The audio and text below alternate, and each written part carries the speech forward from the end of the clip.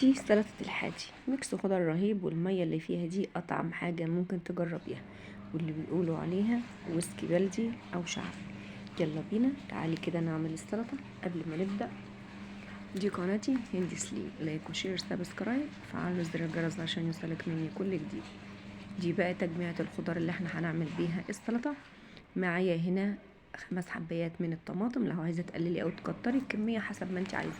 معايا هنا بشره جزرايه، معانا هنا بصلايه حجم متوسط، معانا هنا ليمونه، ومعايا معلقه كبيره من الكمون، ومعايا 2 خياره، وشويه شبت او بقدونس لو حابه يعني، ومعايا هنا طماطميه كبيره مبشوره، ومعايا هنا معلقه من الثوم المهروس، ومعلقه من دقه الفلفل، ومعايا هنا قرنين من الفلفل. اول حاجه هعملها هقطع الخضار. هبدا كده بالطماطم، قطعي بقى كده ايه التقطيعه اللي انتي حباها، بس يفضل لو انتي هتركنيها شويه تبقى القطع كبيره. انا هنا قطعتها قطع متوسطه، يعني لا كبيره ولا صغيره قوي. هقطع كميه الطماطم كلها. يفضل بقى الطماطم اللي انتي هتستخدميها للسلطه تكون طماطمايه جامده مش طريه يعني، وما بتنزلش ميه كتير. بولة بقى كده جنبك، واول الخضر ما تقطعيه اول باول تحطيه في البولة بتاعتك. خلصنا كده كمية الطماطم.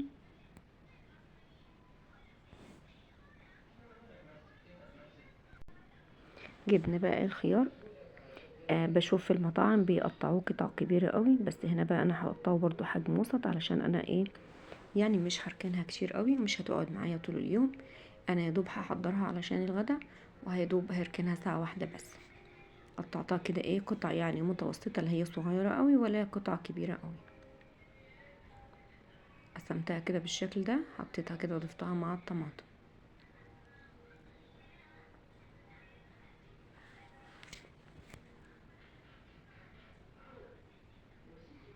معايا هنا بقى قرنين من الفلفل، لو انت حابه ان انت تعمليه حراق، لو انت حابه ان انت تضيفيه بارد، وممكن تضيفي كمان معاه شطه حسب رغبتك ما انت عايزه. هقطعه برضو هنا شرايح صغيره، وبعدين هضيفه عليها. ممكن بقى تضيفي الفلفل الاحمر او الاخضر زي ما انت حابه.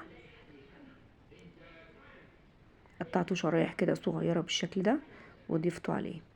معايا بقى هنا معايا هنا بقدونس، لو انت حابه تضيفي 3 انواع كزبره او بقدونس وشبت مفيش اي مانع. انا استخدمت هنا البقدونس بس وفرمته بالشكل ده. لو انت حابه تفرمي الاوراق بس والعيدان اللي في الاخر دي ترميها مفيش اي مشكله. انا فرمتها ناعم بالشكل ده، ولو حابه برضو تكتري الكميه عن كده مفيش اي مانع. وضفتها. معايا بقى هنا البصلايه الحجم الوسط، هقطعها جوليان بالشكل ده. بتدي تسكيرة جميلة قوي للسلطة.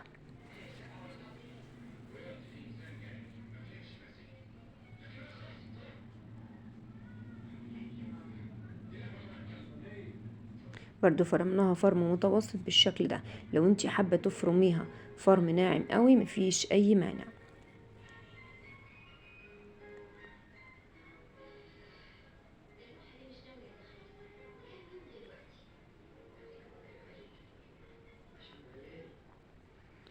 خلاص ضفتها. هضيف بقى باقي المكونات. معلقة كبيرة من الكمون، مضاف عليها معلقة من الكزبرة الناشفة، ومعلقة من الملح. هنا بقى ربع كوباية كده من الخل، وهعصر عليها كمان يا عصرة ليمونة.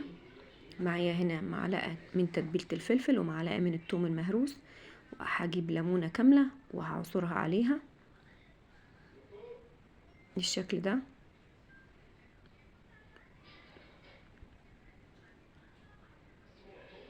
كل ما تكتري كمية الخضار كل ما تكتري المكونات اللي عليه.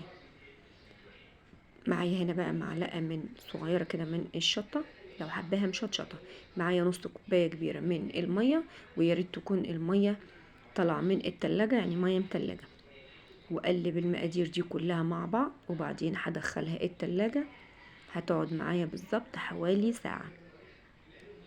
هتطلع كده من التلاجة مركزة جدا مع بعضيها، والمية بتاعتها نزلت تماما. اهي بالشكل ده المية نزلت وكلها بقت مركزة اهي بالشكل ده. هتقدري تاكلي اجمل والذ سلطة حاتي او سلطة خضراء جميلة جدا، والمية اللي نازلة منها ألذ حاجة ممكن تشربيها مع الاكل. بقت مية مركزة بالدقة جميلة جدا. هتبتدي ان انتي تحطيها في البولة بتاعة السلطة، وهتصفي المية وهتحطيها في كوباية او في بولة مخصصة ليها. جميلة جدا وبتفتح النفس وبتتقدم مع كتير من الاكلات. هتقدري تقدميها مع الفراخ المشوية، اللحمة المشوية او الكباب. جميلة جدا اهي يا جماعة، اجمل واحلى من اللي بتقدمها المطاعم. اهي شايفين المية كلها اتصفت ازاي ونزلت. اجمل سلطة حاتي هتقدري تعمليها، بس لو عملتيها بالمكونات وبالطريقة اللي انا شرحتها معايا. ودي مية السلطة اللي نزلت منها، او الويسكي الشعبي او البلدي اللي زي ما بيسموه. دي كانت الطريقة جميلة جدا. لو تابعتي معايا الفيديو لحد هنا اعملي لايك للفيديو، وانزلي كده تحت في الكومنتات اكتبي لي كومنت وقولي لي رأيك في الوصفة بتاعتي. دي قناتي، قناة هند سليم، وشيروا كده الفيديو مع اصحابكم وحبايبكم. كل سنة وانتم طيبين.